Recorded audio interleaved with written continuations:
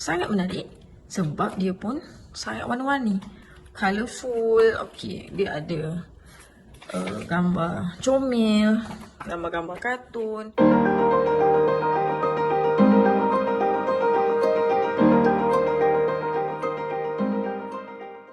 Assalamualaikum, hai, apa khabar semua? Diharapkan agar semuanya sihat dan seronok belajar membaca menggunakan buku Bacalah Anakku sebelum ini.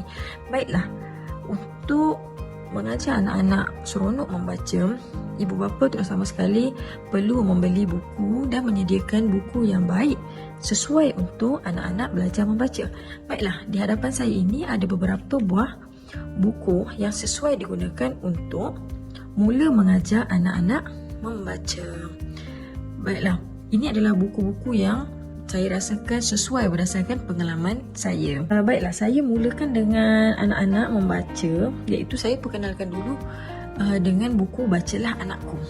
Yang ini, buku Bacalah Anakku ini kita baca menggunakan fonik, bunyi. Contohnya A tu kita bunyikan dia A.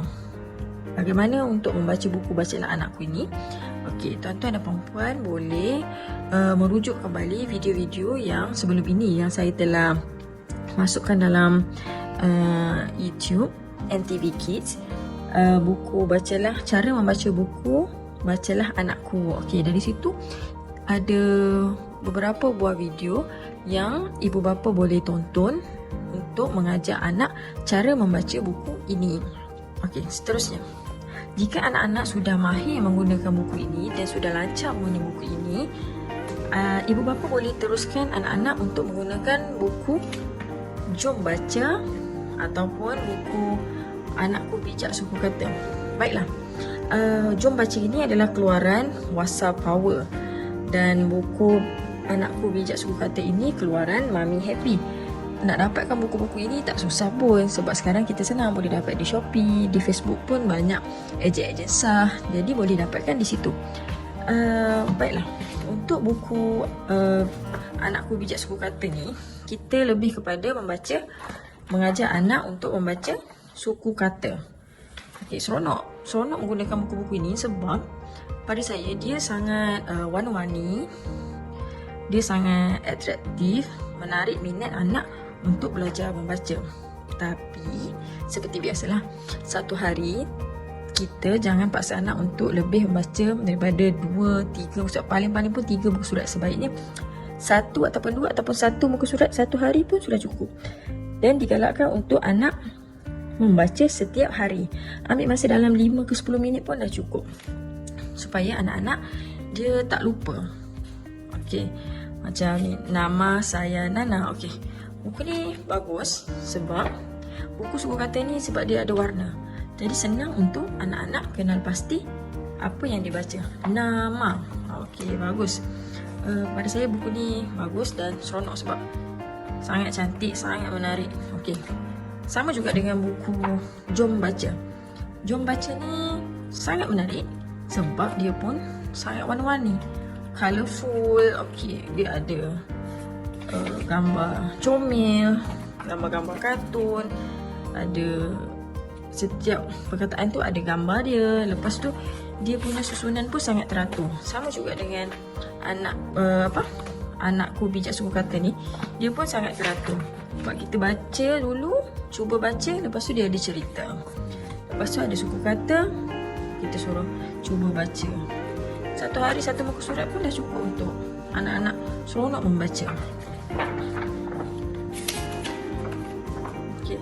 Dan bila anak-anak sudah mahir, bolehlah teruskan untuk baca yang lebih panjang. Tengok, ada ABC, huruf besar, huruf kecil. Buku ni bukan saja untuk, macam contohnya ada anak umur 6 tahun ataupun 4 tahun ataupun 2 tahun. Okey, boleh sama-sama ajar. Contohnya untuk anak yang 3 tahun, kita boleh perkenalkan huruf. Okay.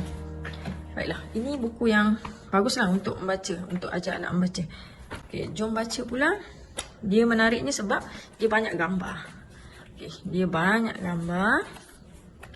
Dua-dua buku pun bagus. Dua-dua buku pun pada saya bagus sebab dia sangat warna-warni, sangat menarik. Ada gambar kartun-kartun, ada huruf ABC, ada setiap yang kita dah tu belajar tu, kita ada ni. Ada cerita, menarik, sangat menarik. Buku-buku ni sangat menarik. Sebab seronok. Anak pun tengok gambar yang comel, dia pun rasa macam seronok nak belajar. Okay, seterusnya, okay, tengok. Ada macam-macam cerita.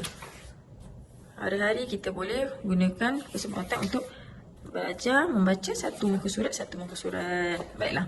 Jika anak-anak sudah mahir buku ini ataupun buku ini, okey. Pada saya, ibu bapa boleh memilih sama ada ingin membeli buku ini atau membeli buku ini. Tak perlu dua-dua pun tak apa. Salah satu pun it's okay. Okey, seterusnya bila anak-anak sudah mahir membaca, habis baca buku ini, yang bacaan anakku pun sudah mahir, buku suku kata pun sudah mahir, kita boleh membeli buku. Sebenarnya tak semestinya buku yang diterbit oleh Ladybug ni, apa-apa saja buku bahasa Melayu pun boleh. Tapi yang menariknya Ladybug ni sebab dia ada cerita menggunakan suku kata yang berwarna. Jadi untuk suku kata yang berwarna, mudah untuk anak-anak belajar membaca. Okay, ini adalah contoh sahaja. Dan sekiranya anak-anak ibu bapa ada buku-buku yang lain, tak apa, boleh teruskan. Kadang-kadang kita ada buku-buku yang lama bahasa Melayu pun, tak apa, kita teruskan. Kita guna mana yang ada saja. Ini sebagai contoh saja yang saya boleh recommend untuk ibu bapa menggunakan alat bantuan untuk mengajak anak-anak membaca. Okey. Baiklah, sampai di situ saja. Saya harap agar ibu bapa teruskan semangat untuk mengajak anak membaca. Sebenarnya penting anak-anak membaca ni sebab bila dia masuk tadika ataupun masuk darjah 1 sekurang-kurangnya, dia boleh membaca arahan yang dituliskan di dalam buku latihan.